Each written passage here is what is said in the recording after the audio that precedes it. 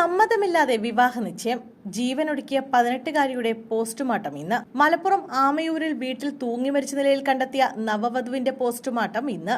Manjeri medical കോളേജിലാണ് postmortem നടക്കുക.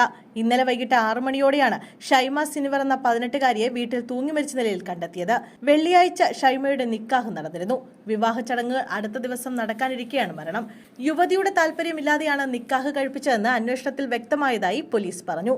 അയൽവാസിയായ 19-കാരനുമായി യുവതി പ്രണയത്തിലായിരുന്നു. എന്നാൽ വീട്ടുകാർ മറ്റൊരാളുമായി വിവാഹം ഉറപ്പിച്ചു. 2 വർഷം മുമ്പ് ഷൈമയുടെ പിതാവ് ഹൃദയാഘാതം മൂലം മരണപ്പെട്ടിരുന്നു.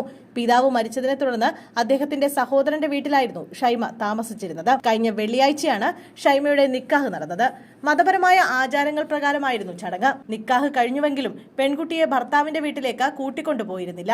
അതേസമയം പെൺകുട്ടിയുടെ മരണവാർത്ത അറിഞ്ഞതിന് പിന്നാലെ ആൺ സുഹൃത്തായ 19-കാരനെ കൈഞ്ഞരമ്പ് മുറിച്ച് ആത്മഹത്യക്ക് ശ്രമിച്ച നിലയിൽ കണ്ടെത്തിയതിന് പിന്നാലെ ആശുപത്രിയിലേക്ക് മാറ്റി. ഇയാൾ അപകടനില തരണം ചെയ്തിട്ടുണ്ട്. ആൺ സുഹൃത്തായ 19-കാരനെ വിവാഹം കഴിക്കാനായിരുന്നു പെൺകുട്ടിക്ക് ആഗ്രഹമെന്നാണ് പോലീസ് പറയുന്നത്. താല്പര്യമില്ലാതെ വിവാഹം നടന്നതിന്റെ മനോവിഷമത്തിലായിരുന്നു പെൺകുട്ടിയൊന്നും ഇതേ തുടർന്നാണ് ജീവനൊടുക്കിയതുമെന്നാണ് പ്രാഥമിക നിഗമനം. കാരക്കുന്ന് ഹയർ സെക്കൻഡറി സ്കൂളിൽ +2 പഠനത്തിന് ശേഷം PSC പരീക്ഷാ പരിശീലനം നടത്തുകയായിരുന്നു ഷൈമ സിനിവർ. ഷൈമയുടെ പോസ്റ്റ്മോർട്ടം ഇന്ന് നടക്കും.